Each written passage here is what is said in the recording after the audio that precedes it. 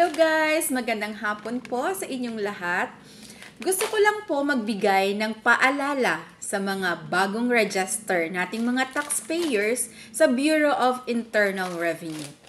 Huwag niyo pong kalilimutan na magpagawa ng inyong resibo, sales invoice, service invoice, or anuman klaseng primary receipt basta in compliance sa ating ease of paying taxes. So, kung mga service ang inyong negosyo, pwedeng service invoice.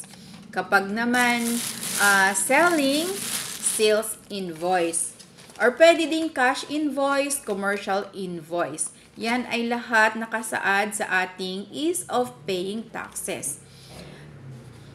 Kailan po dapat ba ang deadline ng pagpapagawa ng resibo? Dapat within 30 days ng pagka-register or pagka-release ng iyong Certificate of Registration sa Bureau of Internal Revenue.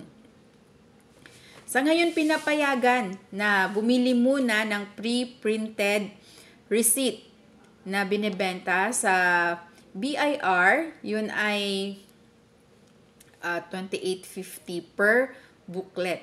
Kung magpapagawa naman kayo ng inyong sariling resibo, ang budget ay nasa 1,500. Ganon. Kung magpapagawa kayo, papatulong kayo dun sa new registration officer, meron silang accredited printer na for 10 booklets, 1,500 pesos lang.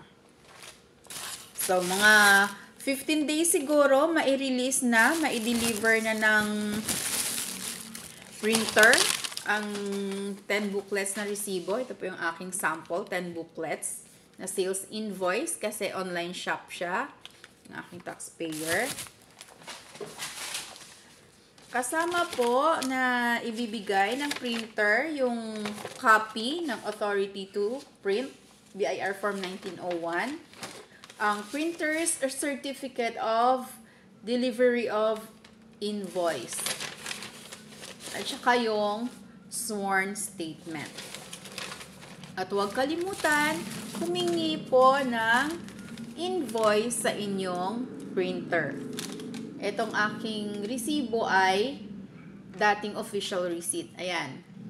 In compliance sa ease of paying taxes, kinonvert na niya sa sales sa service invoice ang kanyang official receipt.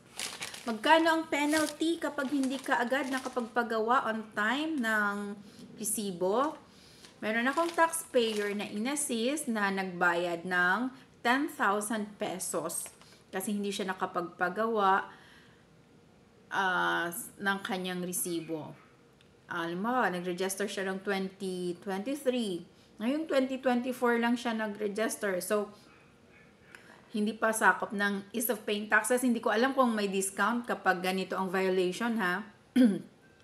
So, 10,000 pesos in-approve ng officer of the day. Tapos, dinala sa bangko at binayaran ang compromise penalty na 10,000 pesos. So, kung nagtitipid kayo ng 1,500, mas malaki ang penalty. 10,000 kapag hindi nakapagpagawa ng resibo. Okay, sana may natutunan kayo sa aking video ngayon. Sa mga bago pa lang sa aking channel, please subscribe, like, and share my videos para marami pa po tayong mararating na mga taxpayers. Thank you so much for watching. Bye!